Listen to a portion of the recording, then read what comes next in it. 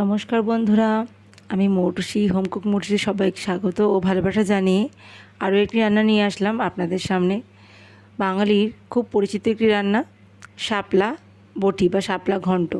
শাপলাটাকে প্রথমে আমি ছাড়িয়ে নেব, ওপরের যে খোসাটা সেটা আমি বটির সাহায্যে একটা একটা করে ছাড়িয়ে নেব। খুব সহজ এই কাজটা, এটা আশা করি অনেকেই পারেন, এটা দেখাচ্ছি না।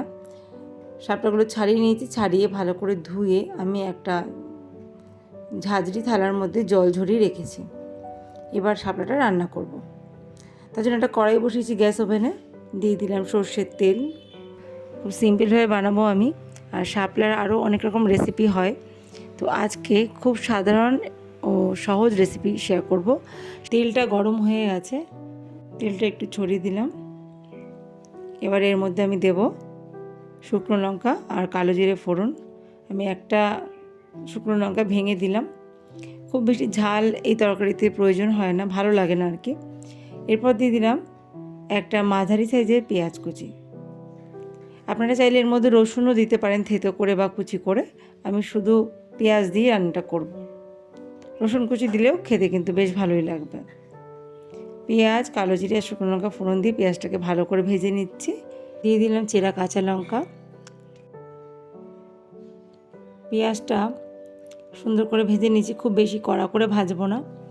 একটু কালার চেঞ্জ হয়ে গেলে, একটু নরম হয়ে গেলেই আগে থেকে কেটে ধুয়ে রাখা শাপলাগুলো আমি এর মধ্যে দিয়ে দেবো। তারপর হাই ফ্লেমে 2 থেকে 3 সেকেন্ড শাপলাটাকে আমি একটু নাড়াচাড়া করে ভেজে নেব। আর এখন এর মধ্যে দিয়ে দিলাম পরিমাণ মতন হলুদ গুঁড়ো, স্বাদ মতো নুন। নুন আর হলুদ দিয়ে নাড়াচাড়া করে একটু ভেজে নেব। দিয়ে দিলাম স্বাদ মতো নুন দিয়ে যেই ঢেকে দেব, অমনি শাপলা থেকে প্রচুর জল বেরোবে। সেই জলে কিন্তু শাপলাটা সেদ্ধ হয়ে যাবে। শাপলা রান্নাতে কোনো রকম জল ব্যবহার করতে হয় না। যেই সিজনে যেই সবজি ওঠে সেই সবজি কিন্তু খাওয়া স্বাস্থ্যের পক্ষে খুবই ভালো। আর এই শাপলা খেলে পেটটাও ঠান্ডা থাকে। অনেক বাচ্চারাও কিন্তু শাপলা খেতে ভালোবাসে ঠিক মতো রান্না করা গেলে। এই যে ঢেকে দিলাম, 3 থেকে 4 মিনিট লো ফ্লেমে আমি ঢেকে রান্নাটা হতে দিয়েছি। 3-4 মিনিট পর ঢাকাটা খুলে নিলাম। তো দেখুন শাপলাটা কতটা কমে গেছে। এই যে জলটা বেরিয়েছে, সেই জলে কিন্তু শাপলাটা সেদ্ধ হয়ে গেছে। এখন আর বেশি নাড়াচাড়া করা যাবে না, তাহলে একেবারে গলে যাবে। এই সময় আমি দিয়ে দিলাম স্বাদ মতো মিষ্টি। এই শাপলার রেসিপিতে মিষ্টিটা কিন্তু অবশ্যই দিতে হবে। আর যারা মিষ্টি খান না বা খাওয়া বারণ, তারা মিষ্টিটা স্কিপ করতে পারেন বা মিষ্টি দেওয়ার আগে তুলে নিতে পারেন। তবে কিছু রান্নায় সামান্য মিষ্টি না দিলে সেই রান্নার ঠিকঠাক স্বাদ আসে না। আমার এখানে শাপলা ঘন্ট রেডি।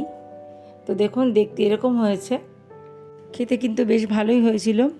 খুব সহজ পদ্ধতিতে রান্নাটা শেয়ার করলাম আপনাদের সাথে। যদি ভালো লেগে থাকে অবশ্যই লাইক দিয়ে কমেন্ট করে জানাবেন। আর এটা গরম ভাতের সাথে পরিবেশন করব আমি। ভিডিওটা দেখার জন্য অসংখ্য ধন্যবাদ জানাই।